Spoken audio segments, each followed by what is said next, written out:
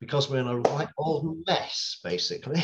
I mean, that really is what perhaps one of the most important things. We have got a lot of problems at the moment around the world. Not the worst situation ever. Go back to history, there's kind of things that are a bit worse, I think. But there are problems. We've got pandemics, we've got global warming, we've got lots of other things, unrest in lots of countries and so on. And we really need to be collaborating about things to try and sort out and try and sort the whole mess out. There's the world looking nice and clean there. Let's try and clean it up even a little bit more. Right. Another reason why we need to collaborate more and more is because, quite simply, working together is the best way to get things done. Now, I have to admit, some time ago, I'm talking about probably about 30 years ago, when I first got involved in this sort of thing, I used to think that I could do it all myself. So we do a book, and I said, "Oh, I'll do it. I'll do everything. You know, I'll do this and that and the other." And for a while, it was okay. But then later on, I began to think, actually, I think it might be better if I work with somebody else. And more now, in fact, all the time now, I'm collaborating with other people on books. So, for example, in the Share It series, I did book number 1 with other people, actually. Just my name there, but there are other people involved and so on. And other people were doing other levels, and we were all working together on it. And that's really the way you have to get things done properly now. Sharing has made Share It the book it is as good. You know, it's that good because we shared it all together. And it applies to books, it applies to working in the classroom, it applies to anywhere you work, anywhere you are with people. The more we collaborate, the better we get things done.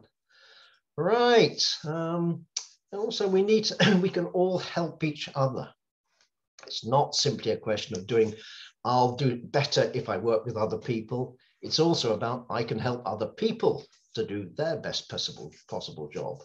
It's a question of kind of like a balance of everything. We're all working together. It's just the best way to work, the best way to get results.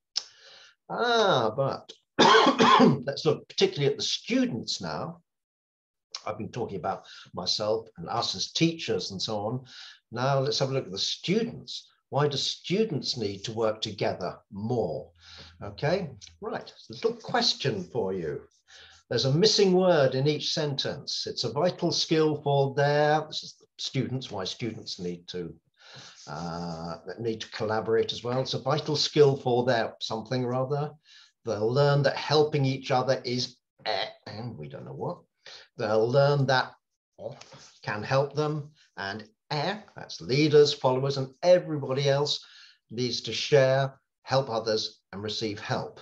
So let's see, I don't think I'm going to get any comments here about it, but if you can have a quick look at those and see if you've got any answers for them. I don't know if you can add little comments, can you? Or perhaps not. I can't see any.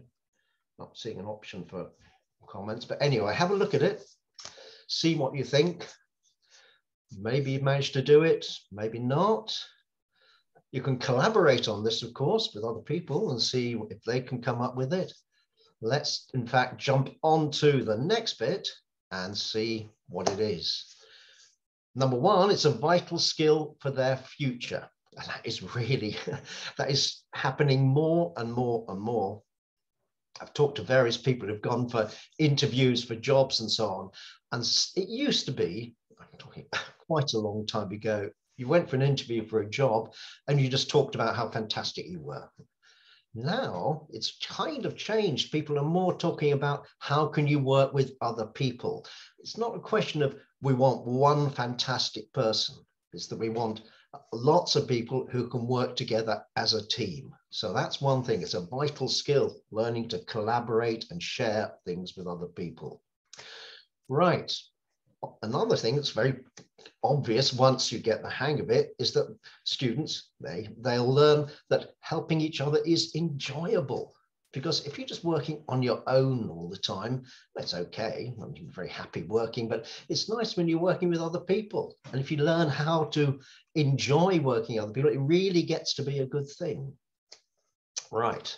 And then that's the thing that I think. is very important for everybody. They'll learn that others can help them, so that we can help other people can help us.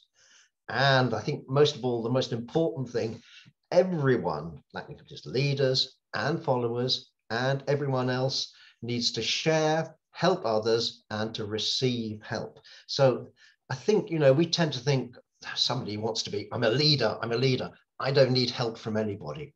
Ooh.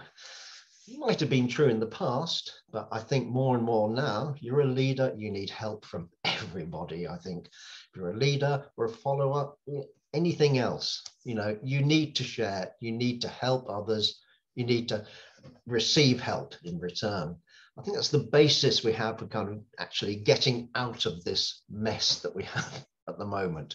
And it applies in the classroom, wherever people are learning things, doing things, creating things, whatever. We all need to be working together. Right, so that's teacher skill number one. We were talking, the whole point of this is the skills that teachers need to encourage and work well with sharing and collaborating. Here's teacher skill number one they need. These teachers understand the huge importance of working together. It's not just a funny little idea, it's really the key to getting work done properly now. So that's skill number one, understanding the huge importance of working together. Right, so let's see how we can use that sort of thing.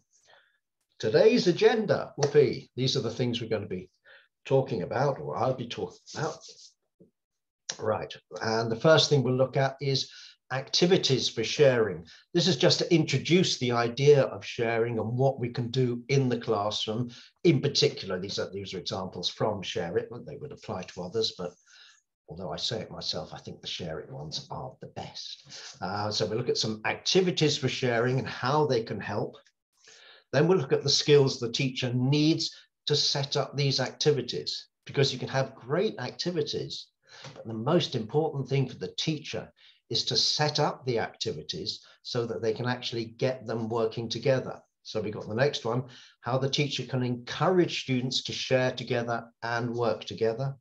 And finally, we'll be looking at sharing, working together, and classroom management. Always when I'm doing webinars, I end up talking about classroom management, which people used to think of as a very small little thing. It was just like, how can you arrange people in groups and so on? What's a quick way to get people in groups of 3? That's a very small part of classroom management. In fact, classroom management is all about getting so many things to work together, having the students move around, having them follow instructions, having them helping each other, and so on. That's all part of classroom management. It's a big, big field, really. And that's something we'll be looking at. We could spend hours looking at it, but we'll probably just spend a few minutes. Right. Okay, so let's start with activities for sharing. Before we do that, we have to ask that awful question, that difficult question, why are some students not happy with working together? Because there are quite a lot of students who would much rather work on their own. And we have to take that into account. We can't say, oh no, that's wrong, you must work with other people, just do what I say. No, we have to take into account why they're not happy about working together. What is the problem? As I see it, I think there's about these 4 reasons. I think are the best, the main ones why students are sometimes not happy. I say sometimes, often not happy with working together. First one, I want to be the best. I think sometimes it's something we've encouraged the students to do perhaps too much. I think we should have started off, well, we started off with do your best, and it kind of gradually changed, be the best. Not everybody can be the best, but doing your best, that's fine. And even anybody who, if they really are the best, they still need to get help from other people, and they need to help other people in return. So wanting to be the best, well, it's not really everything. Wanting to do your best, fine. Wanting to be the best, it's not really everything. Really collaborating is more important. Right. The next one is, I think, a bit of a problem sometimes. My classmates will laugh at me. And that can be a problem for a lot of students, the ones who are not so sure about, in this case, learning English and speaking English and using English in the classroom. I think if the students feel that the other students will be looking at them, then they would much rather work on their own. Unfortunately, if they do that all the time, then they kind of stay at the same level. And we need others to kind of help them get up a little bit. So we have to kind of take that into account. We can't just push people into, no, they're not going to laugh at you, go and join them. It makes them very unhappy. So we have to be careful what sort of groups we put students in, what sort of activities we get them to do. Perhaps we can very subtly arrange for one student to do one type of activity, another student to do another, the sort of things that they can do well. We do have to avoid this worry that some students have that my classmates will laugh at me. Right, so that's something you've got to take into account. Next one, I want to work with my best friend. Well, particularly with the kind of the younger age groups, and we're talking about kind of let's say well, actually all levels of primary, in fact, and the lower secondary levels. It's very important, or students feel it's very important, that they work with their friend all the time. That's the only person they can work with. Well, I mean, people have their friends, and that's what recess or break or whatever you call it. You go out into the yard or whatever, and you talk with your friends and you play with your friends and so on. In the classroom, really, we've got to try and kind of move them away a little bit, not pull them away, but just push them away a little bit so that they do work with other people. They may not enjoy it quite as much. They may enjoy it more. You can never tell. Sometimes students they really want to work with their best friends because they're very nervous about talking with other people. Sometimes it's because they just want to be with their best friend. It can work either way, but basically it's okay to spend time with your best friend, but not all your time. In the classroom particularly, we need to try and get the students moving around a little bit and talking to others, sharing with others, working with others. They can get an awful lot for them. And we have to remember that as they get older and older, they will be having to do more and more of that. You can't be with your best friend all the time. Right. And then finally, the last one, my classmates will see my mistakes. Again, this is a worry for the students who are a bit less sure about themselves. They'll say something or write something when they're working together, and the other students will say, you made a mistake. Look, you made a mistake. And it's true that some students can be perhaps a little bit aggressive about that. Teacher, look, he made a mistake. Well, you put a stop to that immediately.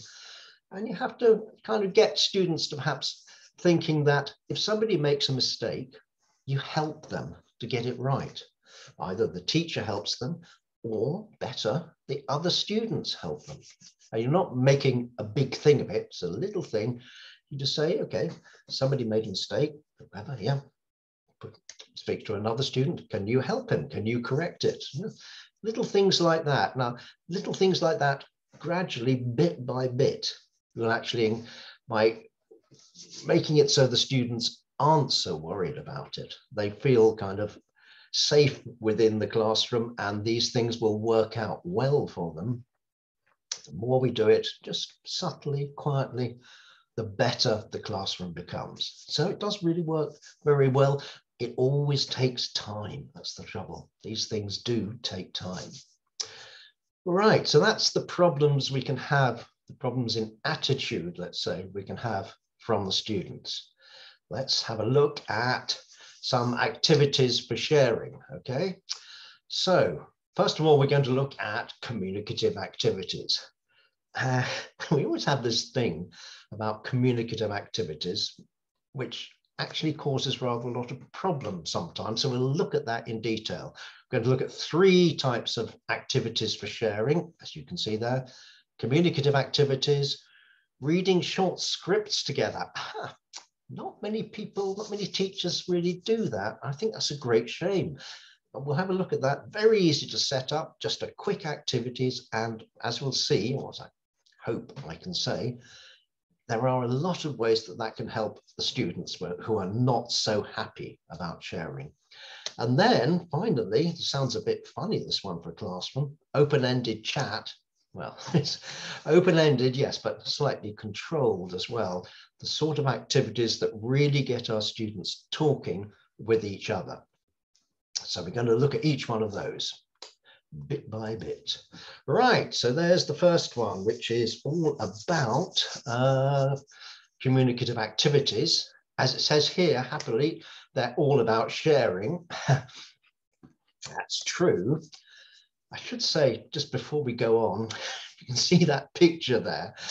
I didn't put that picture there, some nice person put it. And I think we've got the impression that the idea of sharing with communicative activities is you actually have to share your ice cream with somebody. That's not the point, but it's a kind of sharing, okay. But when we're talking about sharing in the classroom, it's sharing your opinions, sharing your help with other people, sharing suggestions, all of these things. These are all things you need in the classroom and the students need. Right, so communicative activities are all about sharing, and they mirror the way we use English in everyday conversation. Everybody agrees with that. Communicative activities are great, but why do they sometimes cause problems? Why do they not quite work out in the classroom? Let's see. That's the key point. They need careful setting up.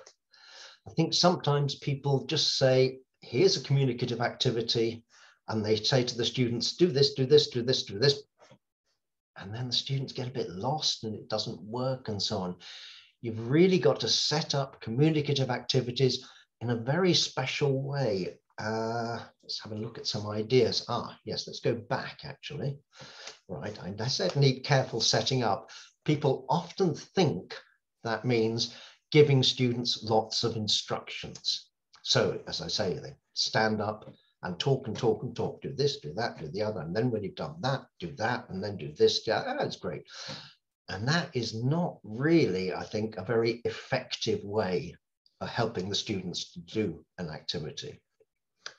When we say they need careful setting up, we're not saying give them lots of instructions. In fact, I always say, let's look at point number one there, it's the exact opposite. Keep what you say to a minimum. Long instructions, lots of words, whether they're in English or the student's language, in Spanish or Portuguese or whatever, that just confuses the students, okay? A simple sentence, fine. Long instructions, they get confused about here, and then you carry on, they're more confused, carry on, more confused.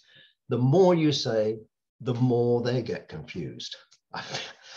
Many times, well, this is a slightly off point, but one of the things I do, not so much now, but I used to do a lot, was when I was writing books all the time, I always used to be trying to learn another language at the same time.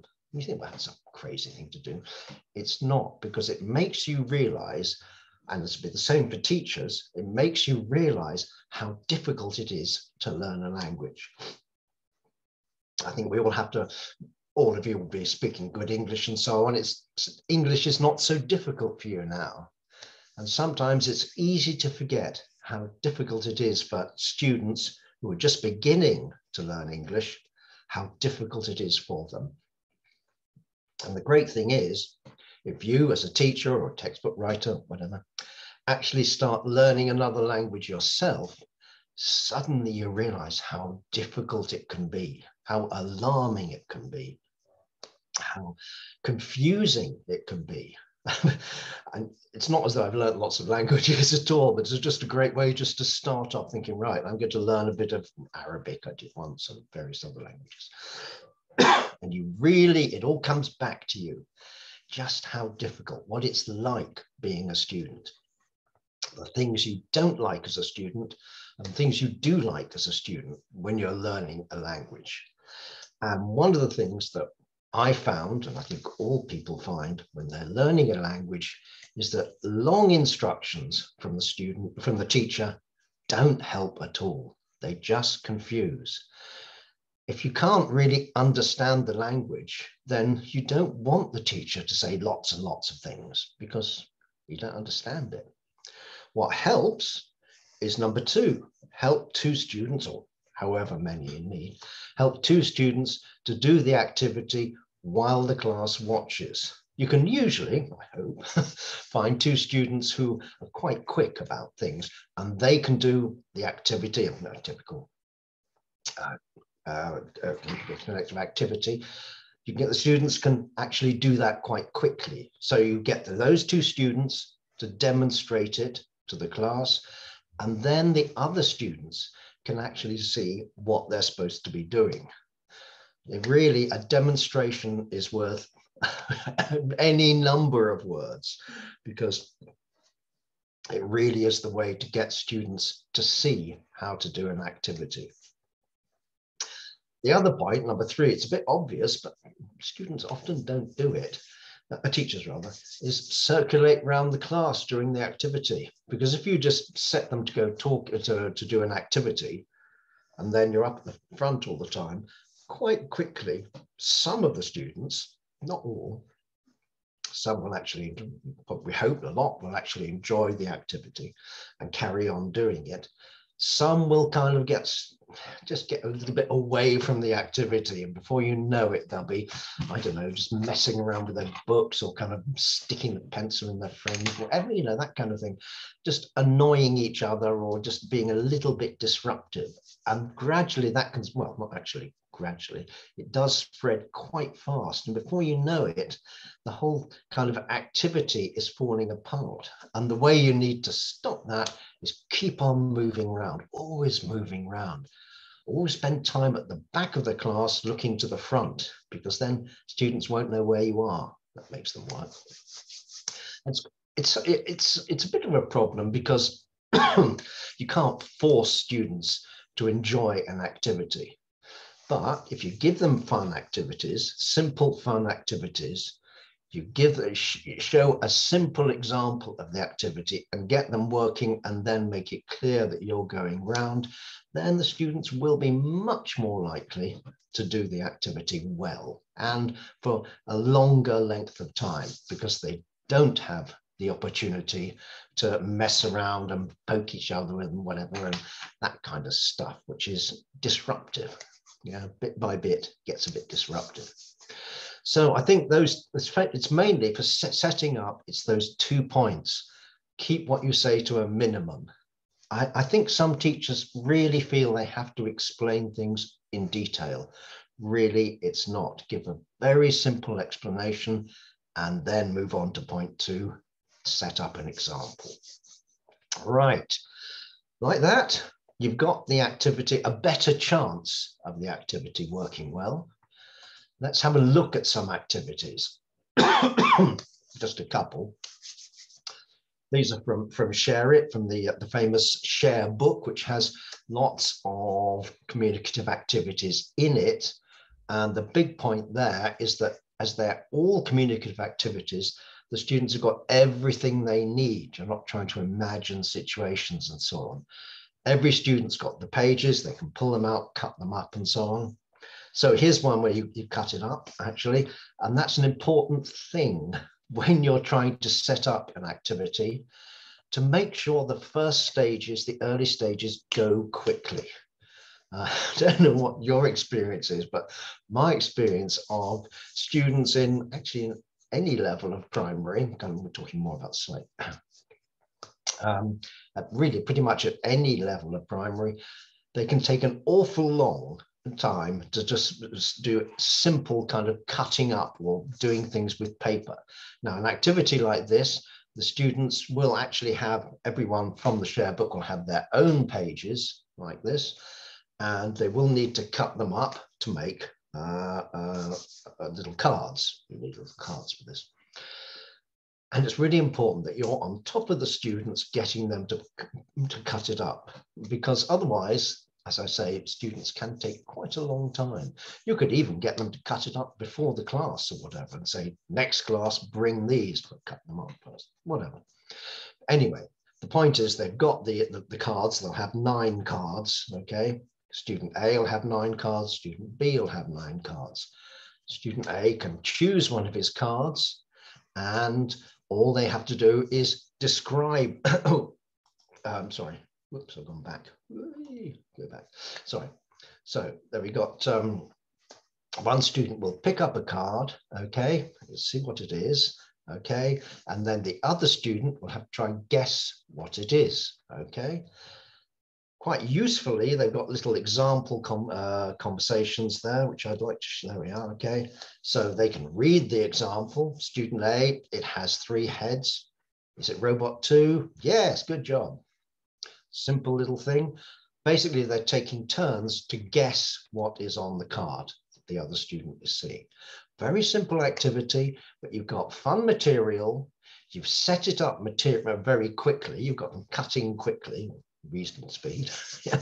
And then simple examples. That example there, you get 2 students to act it out or to do their own examples. And you haven't spent a lot of time explaining it. Basically, you really don't need to explain anything very much. You just give them an example. Children play games, students play games, they will know this kind of game. They don't need to have it explained to them, which will make it more difficult. Another thing is, this is language they know. This is the language of that particular unit, of Unit 6. This is Unit 6 of Book 1. So they will be familiar with that kind of activity. They'll be familiar with the vocabulary. In this case, it's parts of the body, for a robot in this case, still the same. Okay, we don't need to worry about what the students know. They should be knowing it anyway. And I think another tendency for teachers is to, I've done this myself, you think, I've got to set this up carefully. I'm always doing this.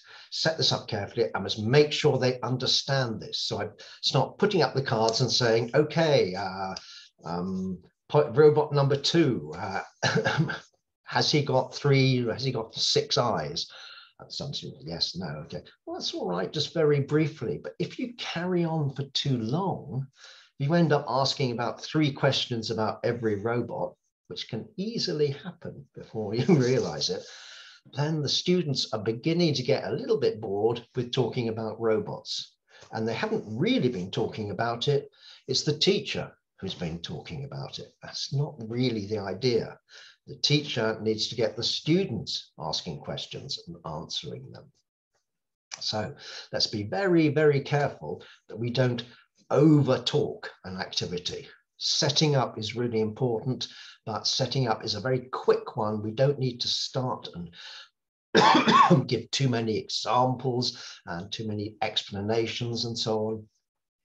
A quick example, as we have in the bottom there, and then off the students go. And usually, as long as you've got them nicely trained, of course, usually they'll be happily working in pairs.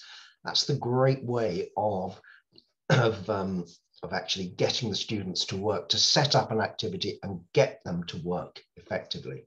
Don't explain too much, get them doing it. Right, take another little communicative activity. Just move that bit now. Right, no, I won't do that, I'll move that. Right, okay, this is another one. This is Unit 6, Lesson 6.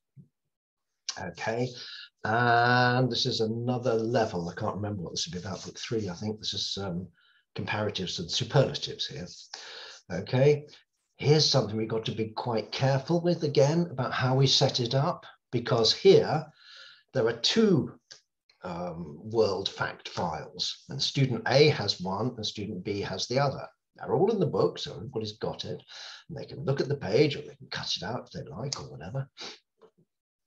And as long as you get the activity set up quickly, it'll be absolutely fine.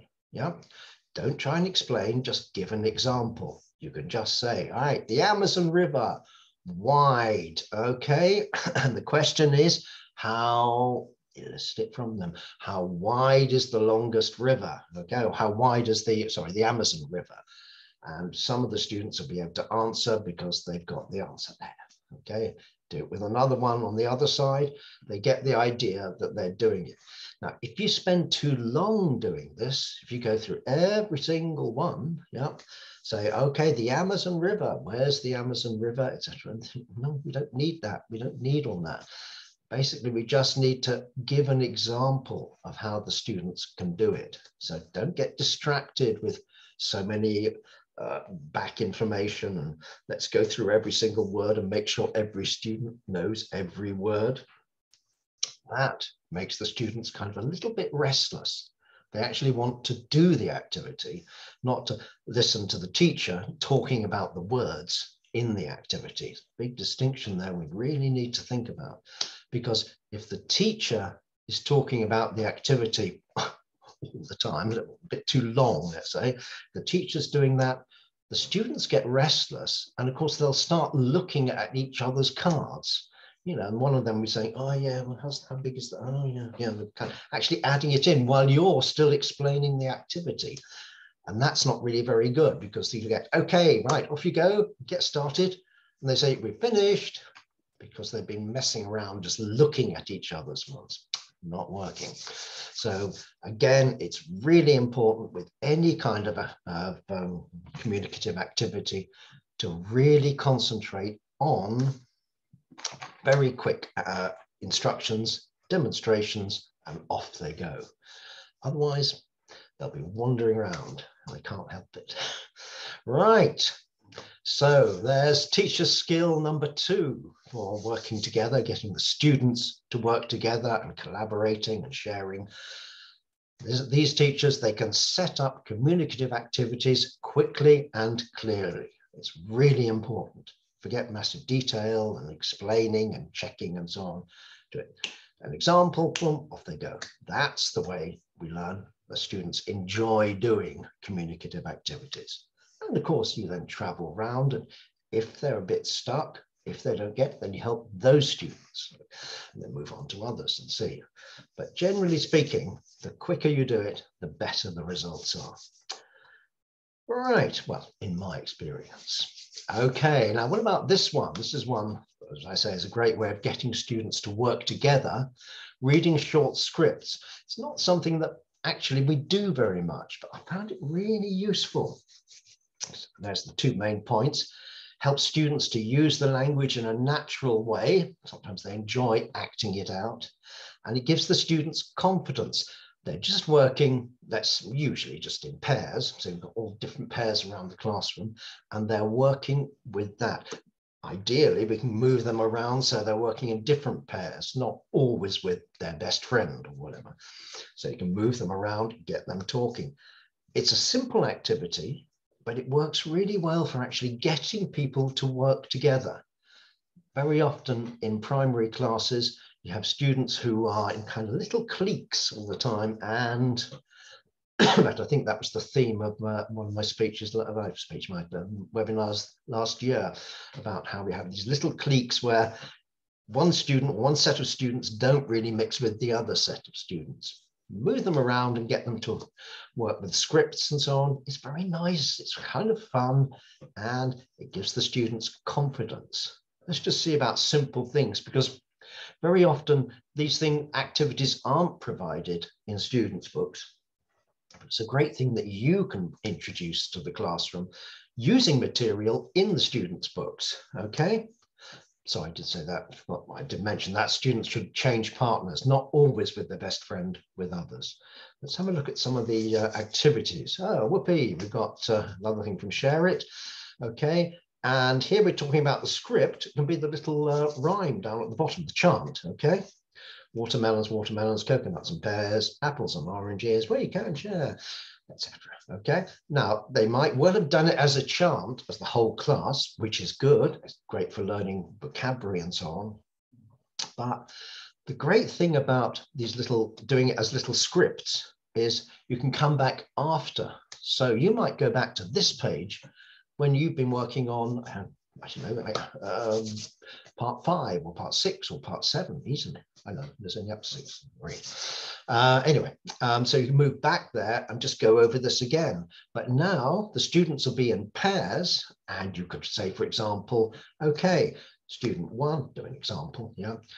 The student says watermelons, watermelons, 2, yeah. Coconuts and pears, apples and oranges, we can share, okay. Or you could have them doing perhaps student A, student B, student A, and then they all come together for we can share. Lots of different ways of doing these. You just give the instruction and see how the students get on with it. And it's a great way for them to work together, particularly with people or students, other students of their age who they don't know very well. Perhaps they might be a bit nervous about it, or a bit overwhelming about it. Either way, they're learning to work together, yeah, so that these two students who normally wouldn't speak to each other have to come together, and the same with all the others all around the class, lots and lots of different groups, and they're all learning to work with other people. And a sort of fun thing, yeah, simple thing where they're saying pineapples and pineapples, coconuts and pears, bananas and kiwis, and then both of them, we can share. Inevitably, that's going to be enjoyable for a student with people they know, or students rather they know well, their best friend, or other students they don't really know. Kind of pushes them together almost, and they're working together on it. So that's one type of example. You could also do perhaps a more standard type of script. I've got an example there. I can't remember, that's from level 5, I think, of Share It. 5 or 6 possibly. Obviously not as long as that, because that is quite long.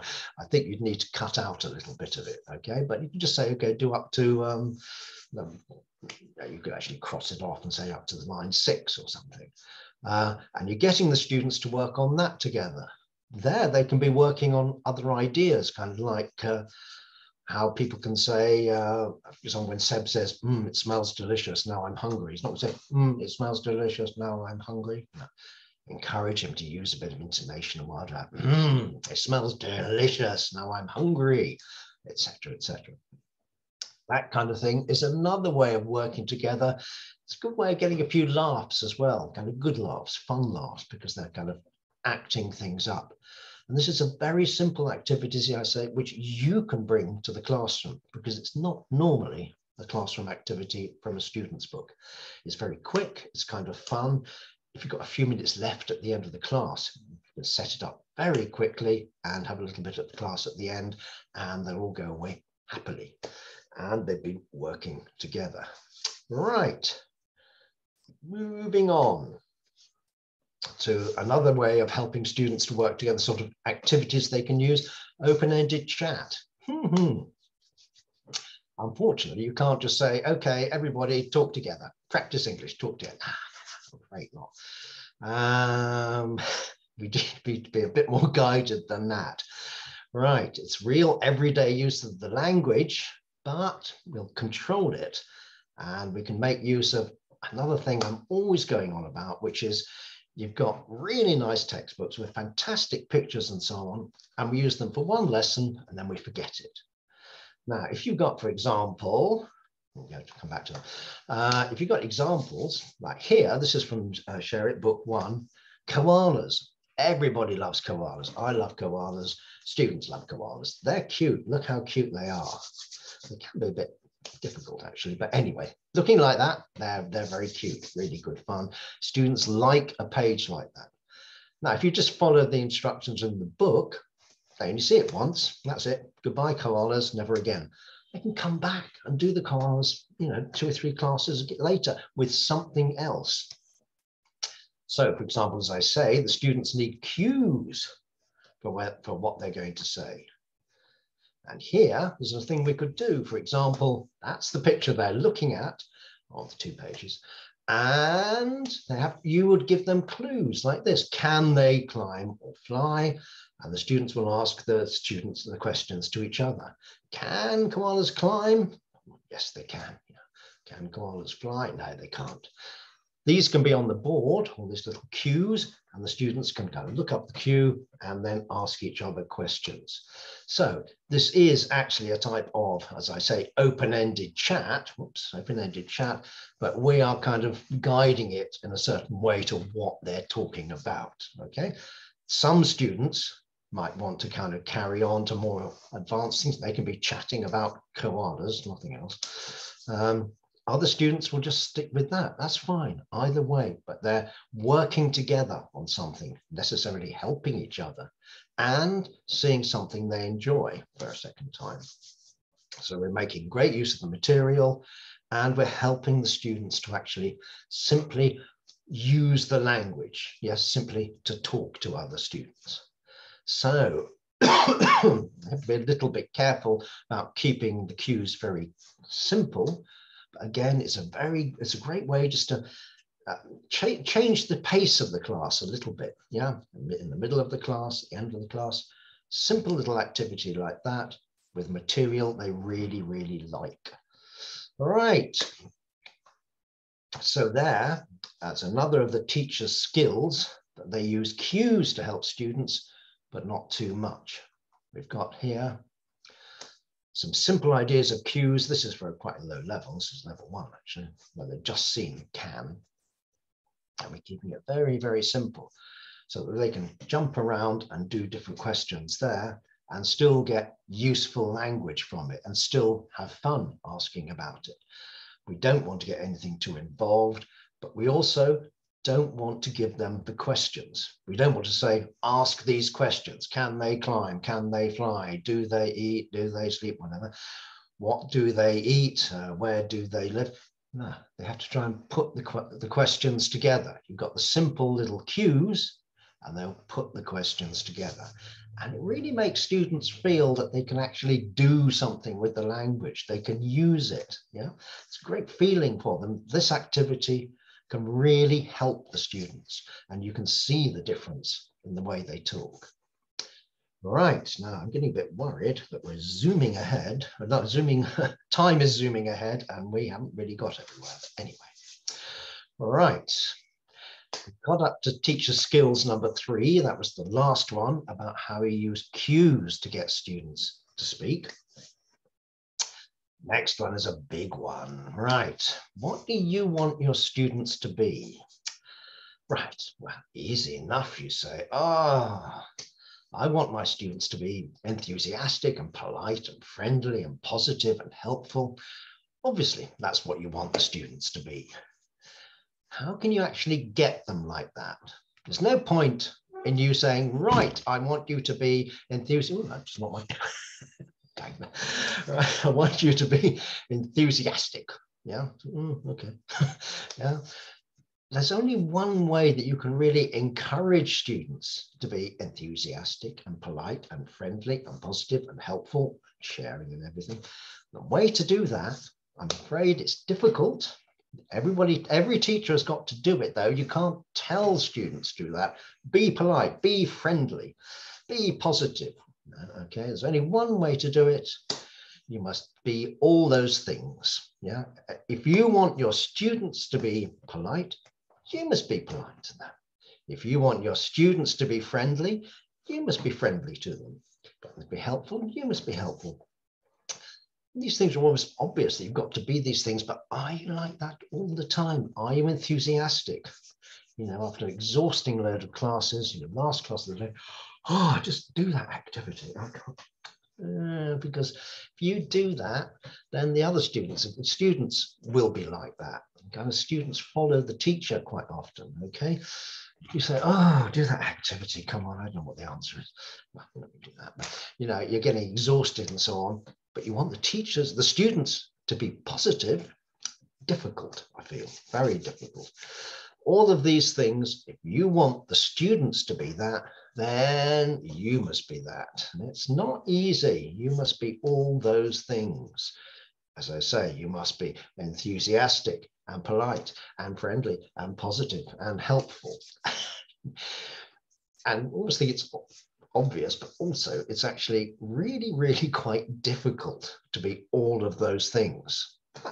You can do it. And actually, the more enthusiastic you are in the class, the more enthusiastic you feel, okay? The more positive you are, the more positive you feel. All these are things that make it much easier to be in the class, even when you're actually on the last lesson of the day and you're exhausted and all you want to do is sit down. But no, let's get to the end of the class, then you can sit down. Right, okay. So says teacher skills 4 for helping the students to work together, setting up that kind of situation where they're collaborating. These teachers try to be what they want their students to be. I think, to be fair, I put try to be because we can't all be fantastically, whatever, enthusiastic and positive, and etc., all the time. Sometimes it's just you're too exhausted. It happened to me. I think, oh gosh, okay. Today, I don't think I will be quite so enthusiastic. I'll be a little bit enthusiastic. I'm just kidding. Right. Those are the things you try to be, as far as possible, what you want your students to be. And that is the skill number 4 you need for students, getting the students to work together and to collaborate. There's 2 more, there's 6 altogether. All right, let's move on. I think we're okay for time, actually, just about. All right, so now we want to directly encourage the students to work together. All right. Now I've got these little activities here, which sometimes you see things like this in a class, in a course book, or in something like the share book as well. I'll just go through in a bit more detail about how we can really get them to be a way that we bring the class together. So I've got activities where you have points for helping each other, right? Activities where we have displays of the top helpers. Be very careful with these. And we've got quizzes about know your classmates. Now, these can all, in a way, bring the class together. They can also, we have to be a bit careful, very careful, they can be a bit disruptive. Like, for example, if we have something like the displays of the top helpers, it can be a bit unmotivating for the students who aren't in that. So we can be a little bit careful about how we do this, right? Let's see what we do. Okay, first one is the points for helping each other. Now, a lot of schools do that. What I'm talking about, certainly in primary, a lot of schools do it. I'm talking about the way you've worked in the class, the activities that the students have, you've set up for the students, so particular ones. Right, so you can award helping points for each pair or group, but what I think is the really important bit is you don't say at the beginning that that's what you're doing. You set up an activity, but as it says in point number 2, don't tell the students you're going to give helping points, because that will be effective in them doing helping points at that moment. It means at other times, they won't be so interested. Yeah, they'll think, no, it doesn't matter, I'll just be a bit sleepy or whatever. So the points system is something that's always a surprise, okay? So the students do the activity, and then afterwards you say, that was a points activity, and I'm going to give 2 points to this group and 1 point to this group, or whatever. And then the others will have to think, well, okay, we must be nice and helpful and sharing all the time and working with each other all the time so that we get the points. We can't just wait until they know it's a helping point activity. Right, so the point is that you have to actually tell each pair how many points they got after the activity, okay? With something like this, it's a question of you knowing your students. In some classes, it might be okay, depending on how you do things, to actually put up a little list of all the people, because everybody has the option to be helpful and to help other people. Other places might be better not to do that, simply just to say give them the scores afterwards. Yeah, say, okay, your score was this, and then your score was this. You're not actually sharing them at all. So the students will just have it for themselves. It can work either way. You know your students, so you're the one who have to decide how to do it. But it does work very well. The surprise helping points, it keeps them kind of on their toes. That's another thing. Right. Getting up displays. Now, here's what, this is the one I think you have to be very careful with, but it can be very motivating. Right, so you're going to focus on the pairs which are doing the best, okay? You don't add the weak pairs to the display. So that means you're probably only going to be talking about 2 or 3 groups, the really the top ones. You're not going to say everybody was okay except for that group. No, terrible.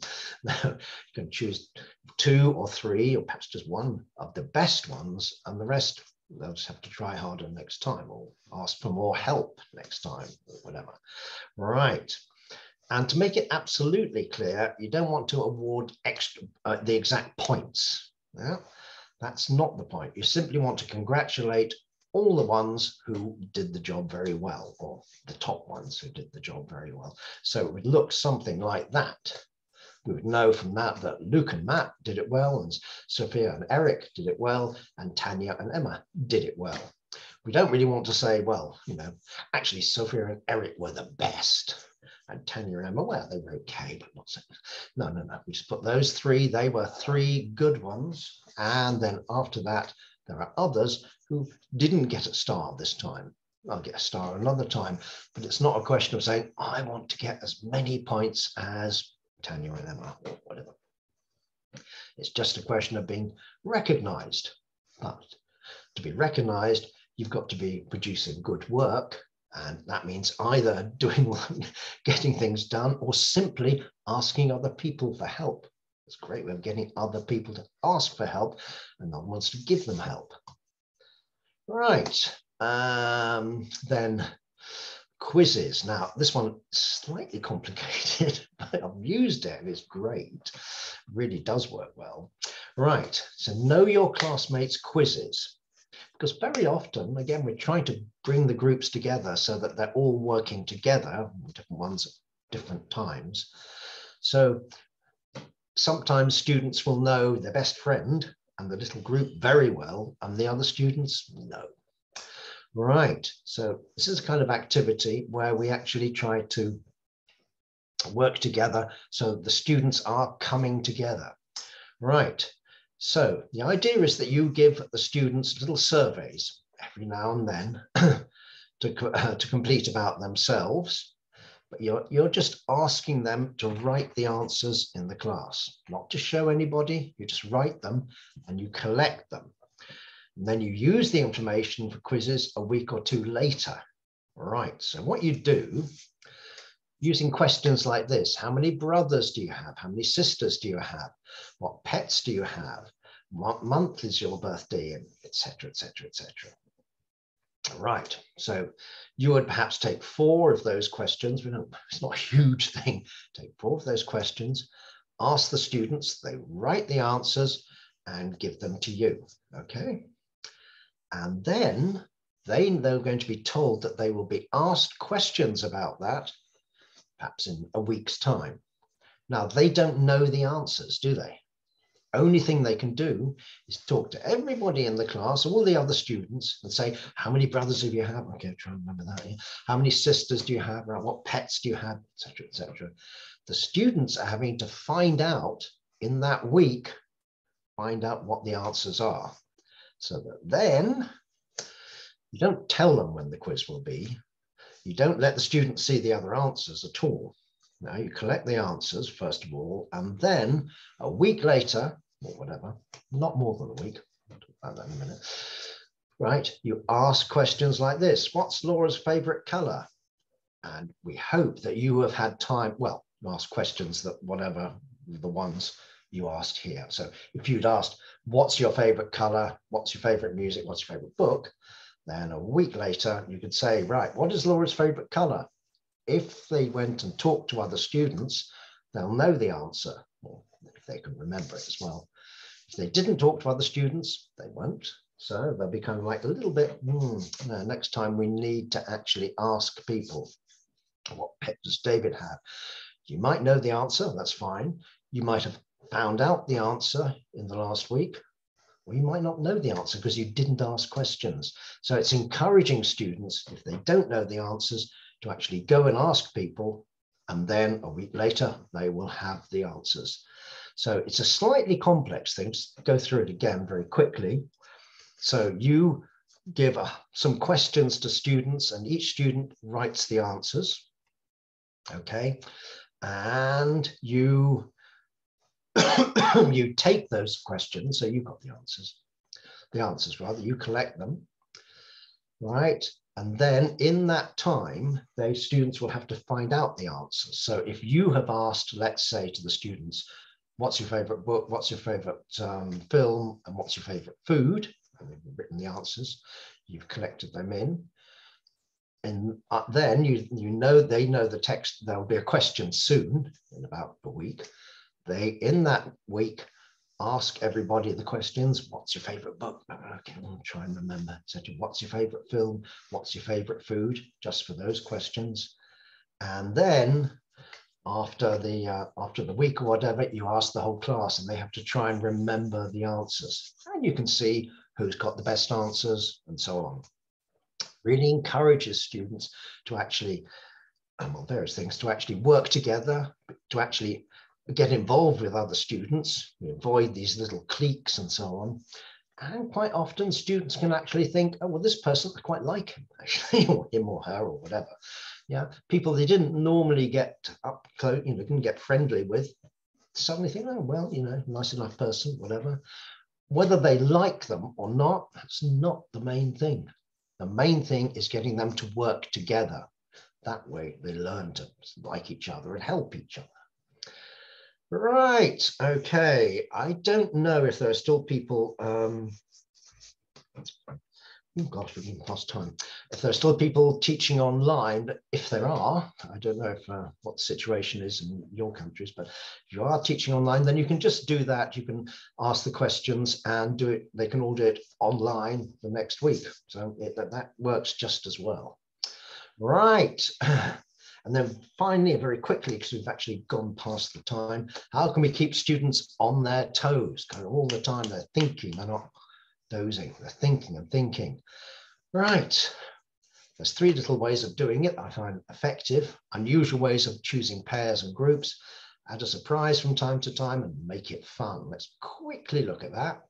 Right, so one good way of pairing groups is to matching cards. So you give loads of cards with either different color or words and so on, and they have to find the people with the same color or words, and that's their group.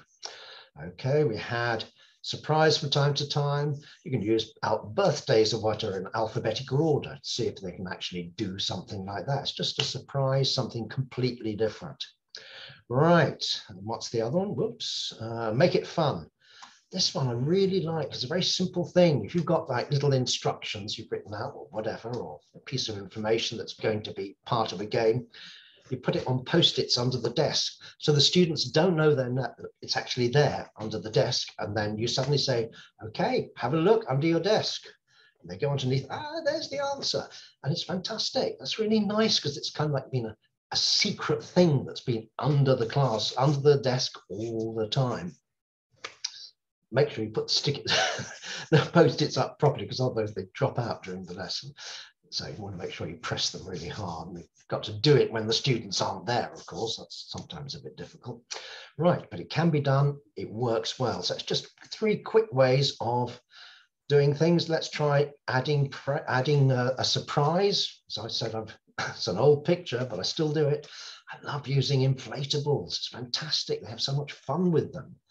Moving on quickly because we are late. Make it fun. Basically, that's you. The way you are in the class, that makes it fun. You can't really just have an activity and say, right, that's fun. No, you are the person who creates the fun in the class. Right, so let's quickly go over those because we're running past time. Student skills 1 to 6, there they all are. Okay, teacher skills, sorry. They understand the huge importance of sharing. They can set up communicative activities quickly and clearly. They use cues to help students, but not too much. They try to be what they want their students to be. Ooh, that's the difficult one. They set up activities to encourage sharing, and they keep their students on their toes. Those are the 3 skills we can all kind of work for. I try to use them. Sometimes I'm using them well, not always. It's teaching is as much a learning progress as being a student, and it takes time and changes in the way you work and so on. It's all things you have to develop as you carry on. Right, that's it. If you've got, if you want to do some reading, there's some examples there. I think you all get a copy of this, so don't try and copy them now. I think you'll all get this. Those are just some things which I found really quite useful, quite inspiring. In fact, you find some of them will help you with some ideas. And that's it, I think. I think we're okay for time. Just, yes. Right, okay. Thank you very much. And join me on Facebook, Nicholas Beare, not Nick Beare. That's a kind of family friends one. Nicholas Beare is the work one. Has been a bit quiet recently, but I'll try and wake it up a little bit. Anyway, there it is. Come along and join me, and we'll work together on all of these wonderful ideas. Excellent, and thanks very much for listening. Thank you very much indeed. And there is Mariella. Hello, Mariella. Yes. Nice Hi, to see hello. you. Well, thanks, Nick, for such a wonderful presentation. I think it was full of practical ideas. And you know that we are starting our school year, so this is great because there was a lot of interaction in the chat box. I don't know if you could see it. I couldn't see it, no, so I have no idea. There was a lot of interaction and ideas, and so it was really a marvelous webinar, because I think that everyone it's going to take away many ideas. Excellent, that's what we want. Okay. That's what we want. Wonderful. I don't know if we have time for 1 or 2 questions. Maybe we are okay, let's see. Easy ones, not difficult. All right. Okay. So just some things to share with the teachers. Nick, if you can stop sharing your screen so I can share mine. So what? I'm closing this, am I? Great. Now I can do it. You can get rid of me. You got rid of me. Sorry, I'm sorry. How could you do it to me? I'm sorry. You know, we're still practicing with this new platform. Actually, Zoom is not new for teachers, but Zoom webinar, it's a bit tricky. So that's why we are sometimes I feel like I need more time for this. Okay, so just for you to know, for the teachers, if you want more information, please, you can contact your local representative or drop us an email. You have our social media channels as well. The examples that Nick showed are from our new series, Share It. Yes, then I'm going to, yes, it's a great series and you're going to love it. So all those ideas are included in the series because Nick is one of the authors. There is a question here. Let me see. I would like to ask Amalia. Says, I would like to ask Nick about his hat. In every picture, he's wearing that. So I don't know if you are going to answer this question. It's a bit personal. People ask, yes, people ask. Lots of reasons. But I think about 5 years ago, I bought one of these hats. I just thought, this is really comfortable. It's really nice. And every day since then, I have bought an awful lot of these, although they've stopped making them now, which is worrying, but I think I've got enough for a few years. And I just wear them every day. And now people, if I'm like walking around in the village or something, people don't say hello or anything if I haven't got the cap on because they don't recognize me. So really, I have to keep it on.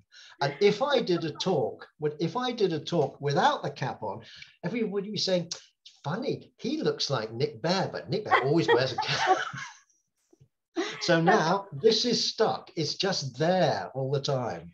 I mean, I don't sleep with it, but that's it. The rest of the time, it looks fantastic. There. It looks fantastic because it's like your signature. It is a signature. There you are. Yeah, excellent. Yeah, that's the one. That's the one. Oh, okay. I love your hat. You see, I get people saying nice things like that. Nice. Life is good. It's part of you. Yes. Great. It really suits you well. Yeah. Nice people say these things. Ah, what nice people. All right. And just last but not least, just a quick reminder that the Global Teachers Festival is still on full swing. We still have the second week to go. Speakers such as Dave Spencer and Sarah Hilliard, among others. Remember, go and visit our webpage, and there you can register. And there are 3 different times so that it will fit your schedule, your busy schedule, but there's still 1 week to go. And well, I think this would be all.